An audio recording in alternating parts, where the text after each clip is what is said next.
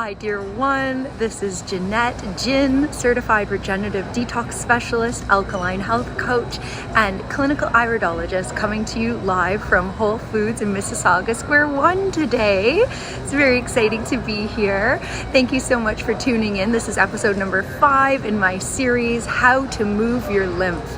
And you know, the lymph system is super important. I remember when mine was so congested, so agglomerated, just so stagnant in nature that I used to actually have to sleep propped up with a lot of pillows behind me, pretty much in a seated position in order to breathe. I had so much chronic sinus congestion. This is the lymph system, guys. The lymph goes all the way up through the head. Sleeping in a seated position throughout the night was the only way I could breathe while I slept. So this is high lymphatic stagnation. There was a lot of Candida involved at that time. I remember craving a lot of beer, cheese, bread, fermented foods. This was an indicator of the Candida, and this contributed to the stagnation of my lymph system. So the breath, the oxygen levels is another way to get your lymph moving. So I really had to work with increasing my oxygen. You know, we run on oxygen and carbon, and that's it. That's all we need to live. So oxygen is very important. Sadly, with a stagnant lymph system and all that acidosis that led to the stagnation, the acids actually deplete the oxygen levels. They destroy oxygen, acids. So what we need to do is we need to increase our oxygen levels. And I'm going to tell you how to do that in just one moment, but I do want to just mention that with oxygen, this is our greatest absorbing agent. So when you have low iron, for example, or there's some mineral that you're finding is low, maybe with your blood test, please don't just supplement that mineral.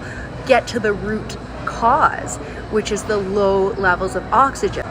The oxygen is what absorbs these minerals. So that is where the deficiency lies. So we need to work on our breathing. Flat breathing is very common in our society today.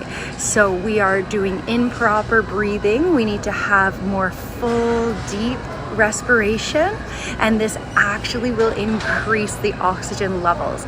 Different styles of breath work, Wim Hof, for example, Boteko. If you need some resources, send me a DM and I'll send you a video. The Boteko breathing method is not only wonderful for increasing oxygen, but it calms the nervous system, supporting anybody with any anxiousness, any anxiety, and also is excellent for the lungs, anybody with, diagnosed with asthma. The last thing I can suggest to get your lymph moving by increasing your oxygen levels is to supplement some alfalfa powder into your diet every single day. I love a little bit of alfalfa mixed in the powder, mixed into a coconut milk, put a little vanilla extract, so good, maybe some cinnamon. Absolutely yum. And alfalfa is a builder that we use in regenerative healing, so it's got all the amino acids, so it's amazing for building muscle, adding to your strength and endurance. You can also use a lot of fresh sprouts, fresh herbs, alkaline forming foods like your fruits, your berries, your melons you always hear me talk about, as well as adding a lot of seaweeds. All of this will boost your alkalinity and boost your oxygen levels, getting your lymph moving more effectively so that you can purify this precious temple to our soul and our spirit. Thank you so much for tuning in today. Wishing you all the very best. Mwah.